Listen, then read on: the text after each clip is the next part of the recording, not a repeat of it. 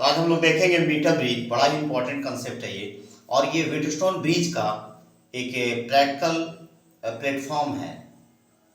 तो सबसे पहले हम लोग को समझना होगा बैलेंस व्हीटस्टोन ब्रिज। देखिए यहाँ पर जैसे मान लिया जाए कि हम एक फिगर आपको दिखा रहे हैं। देखिए यहाँ पर ये आपका इस तरह है,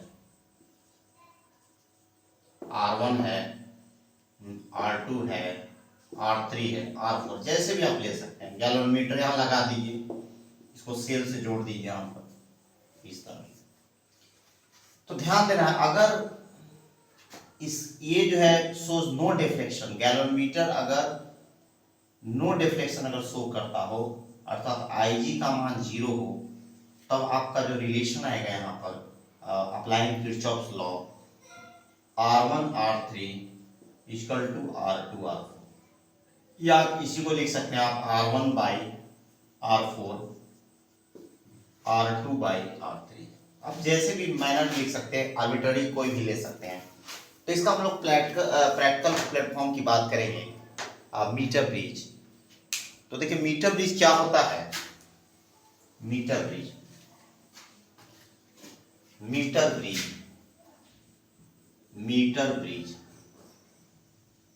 ये प्रैक्टिकल प्लेटफॉर्म है,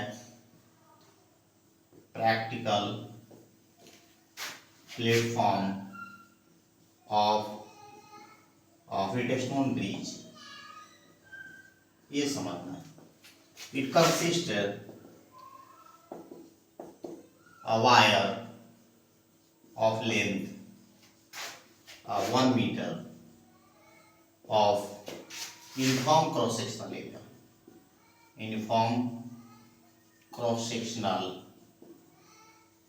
area, stretched out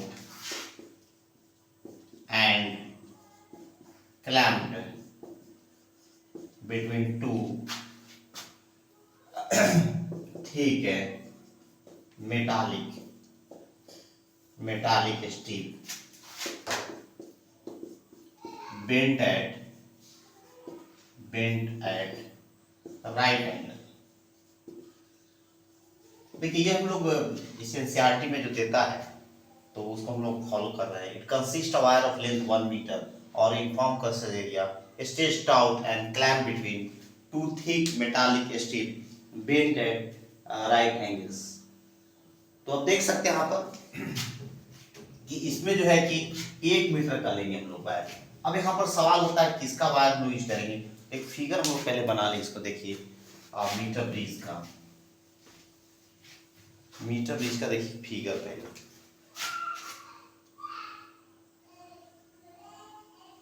ये देखिए यहाँ पर बेंट एट राइट एंगल हो गया यहाँ पर।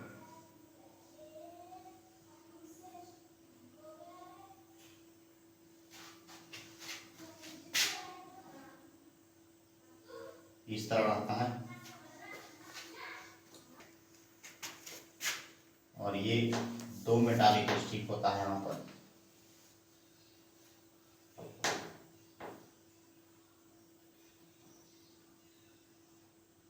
इस तरह देखिए, और जो इसका जो मेटालिक स्ट्रिप है यहाँ पर देखिए, यहाँ पर बना हुआ रहता है, ये आपका खाका बना हुआ रहता है जिसमें कि आप चूज कर सकते हैं इसमें नोन और अननोन दोनों।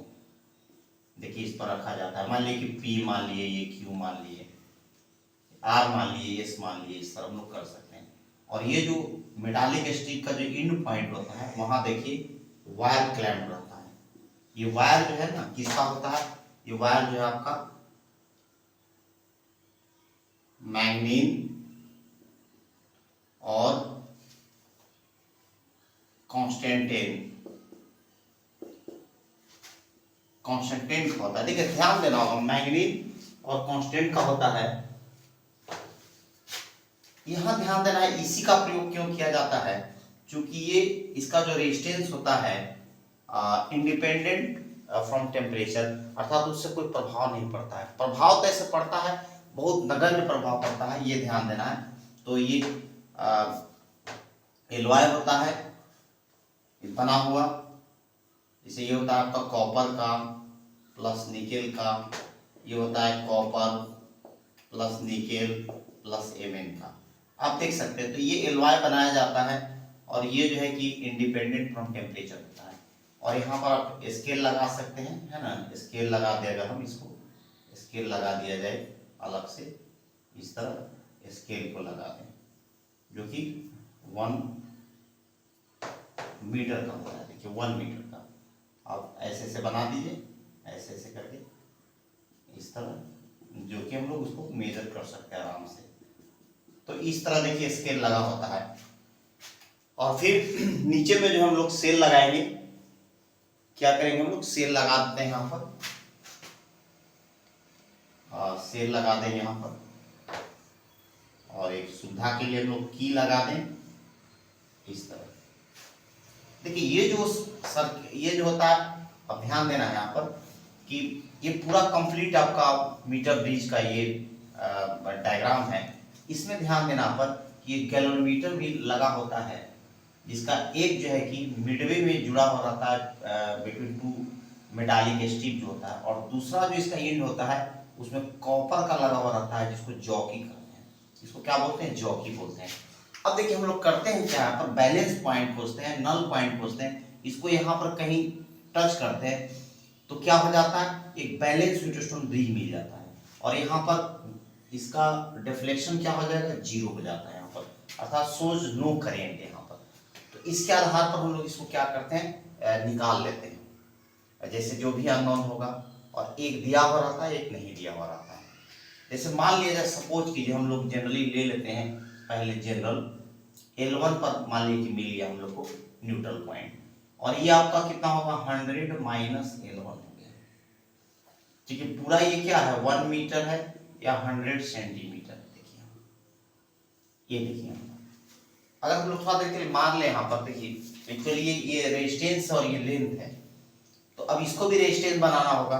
तो अगर मान ले कि लेट R ओम पर सेंटीमीटर, तो अब इसको रेजिस्टेंस हम लोग कितना बना सकते हैं। अब हीटस्टोन ब्रिज में अगर हम लोग कन्वर्ट करें इसको, यहाँ पर इस तरह कर ले, कन्वर्ट इस तरह कन्वर्ट कर रहे हैं, देखिए यहाँ पर इस तरह, तो क्या होगा, ये P है, ये Q है, और ये आपका कितना हो जाएगा, L1 है, तो R L1 लेंथ से गुना कर देंगे, और ये कितना हो जाएगा आपका 100 R 100 माइनस L1 हो जाएगा। आप देख सकते हैं ये रेजिस्टेंस के फॉर्म में आ गया। अब देखिए दो तरीका है, या तो मल्टीप्लाई कर लीजिए, नहीं तो रेशियो के फॉर्म में कितना हो जाएगा, P बटा R L1, और ये हो जाएगा Q बटा R 100 माइनस L1 इस तरह। अब देखिए R से कैंसिल हो जाएगा। अगर मान लीजिए कि Q को हम अननोन ले लिया, अभी अननोन, तो यहाँ से Q निकल जाएगा कितना, P by L1 into 100 minus L1, 100 minus L1, और इस तरह हम लोग क्या करते हैं, इसको अचीव कर लेते हैं। तो इस तरह जो है ये प्रैक्टिकल प्लेटफॉर्म है, और इसमें कितने तरह का सवाल आता है। तो सवाल एक बहुत इंपॉर्टेंट है इसमें, कि बोला जाता है कि कैसे, माने किस प्रकार के रेजिस्टेंस को हम लोग मेजर करते हैं इसमें। तो बहुत लो या बहुत हाई रेजिस्टेंस को हम लोग मेजर नहीं करेंगे, ये ध्यान देना है। तो देखिए इसको हम लोग लिख सकते हैं यहाँ पर कि बहुत कम या बहुत जो है अधिक हम लोग इसको मेजर नहीं कर सकते हैं। अब देखिए यहाँ पर ध्यान से, यहाँ पर एक बात कि वेरी हाई और very low resistance can not be measured. देखिए बहुत इंपॉर्टेंट है ये ऑब्जेक्टिव। दूसरा एक ऑब्जेक्टिव क्या होता है कि अगर cell and galvanometer are interchange, then balance point not affected. देखिए बड़ा मार्केबल बात है यहाँ पर कि अगर हम इसको इंटरचेंज कर ले तो कोई भी असर नहीं पड़ेगा इसमें।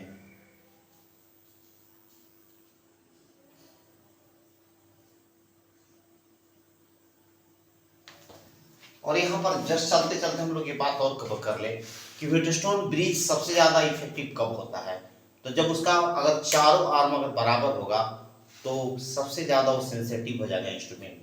ये बात ये बड़ा इंपॉर्टेंट है, देखिए पूछा जाता है। अब देखिए तो हम लोग क्वेश्चन कर ले कैसा क्वेश्चन आता होगा इस पर।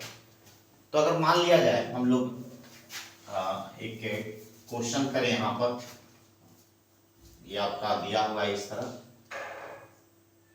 6 ओम है और ये आपका 3 ओम है और ये आपका हो गया 4 ओम। और यहाँ पर देखिए यहाँ एक सेल लगा दिए इस तरह, और ये अगर बैलेंस पॉइंट अगर हम लोग को मिला यहाँ पर 40 सेंटीमीटर पर, ये देखिए आपका राइट हो गया यहाँ पर और ये क्या हो गया लेफ्ट हो गया। अगर मान लिया जाए कि बैलेंस पॉइंट हमको मिलता है 40 सेंटीमीटर पर, तो एक अननोन कर ले हम लोग यहाँ पर, इसको x निकालना है। देखिए इस तरह हम लोग x पता है, और यहाँ पर अगर दे दे कि बैलेंस पॉइंट जब मिल रहा है, मैंने दिया हुआ ऑलरेडी, कैसे होगा इसका x का कैसे हम लोग वैल्यू निकालें। तो देखिए यहाँ से लेफ्ट से 40 दे रहा है तो यहाँ राइट से कितना हो जाएगा 60 सेंटीमीटर, एक तो पता चल गया ऐसे। अब इसको क्या करें यहाँ पर 6 गुने 3 और 6 3 9 3 3 के 3 3, ये हो गया आपका 2, इसको हटा के कर लेंगे 2, क्या हो जाएगा 2 हो जाएगा। अब यहाँ पर ध्यान देना है कि अब मान लीजिए कि इसके साथ अगर हम लोग r से मल्टीप्लाई कर दें तो ये रेजिस्टेंस बन जाएगा। अब कर लेंगे r 2 बटा r इंटू 40 और ये हो जाएगा x बटा r इंटू 60। अब सॉल्व करके देखें, r से r कैंसिल, 0 से 0 कैंसिल, 2 दूनी 4, तो ये हो जाएगा x बराबर कितना होगा 6 बटा 2, ये 3 हो जाएगा। इस तरह हम लोग निकाल सकते हैं यहाँ पर। तो एक ये क्वेश्चन इस पैटर्न पर पूछा जाता है। और हम लोग एक आध दो प्रश्न देख लें, मान लिया जाए कि एक और हम लोग प्रश्न देख लें। यहाँ पर एक और क्वेश्चन, जैसे यहाँ पर आपको दिया हुआ है ये 1 ओम लेफ्ट आर्म में आपको दिया हुआ है, और ये आपको दिया हुआ है 2, और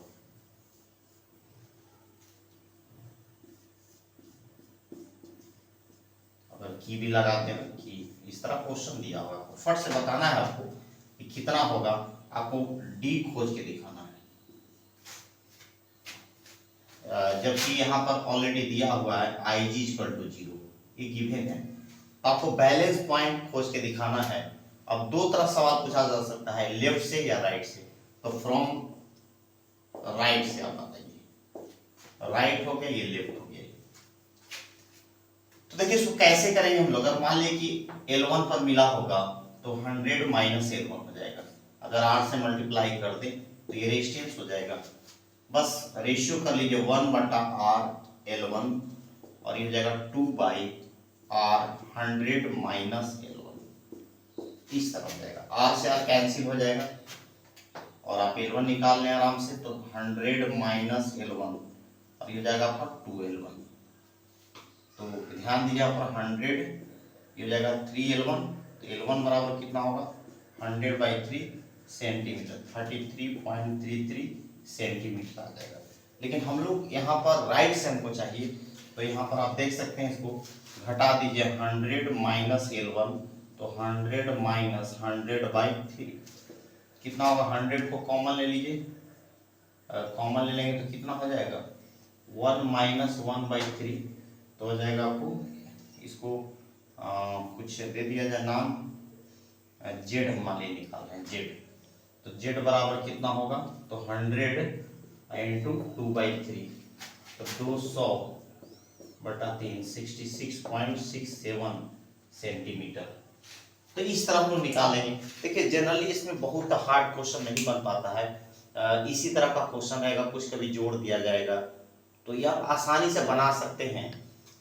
इसमें कोई ऐसा कंसेप्ट नहीं है कि जो आपको दिक्कत करेगा। तो हम समझते हैं कि आप इसको समझ गए होंगे और इसको बना लेंगे आप। अगर और कोई परेशानी हो तो आप लिखेंगे इसमें, क्योंकि ये जो है प्रैक्टिकल प्लेटफॉर्म ऑफ फिटरस्टोन ब्रिज है, और जिसमें जो भी ऑब्जेक्टिव बना हमने कर दिया। और इसमें अगर विशेष कोई क्वेश्चन आता हो तो आप कमेंट करेंगे, हम इसको बता देंगे। किसी पॉइंट पर अगर कंफ्यूजन हो उसको भी लिखेंगे और एक शेयर जरूर करेंगे। तो थैंक्स टू ऑल, है ना।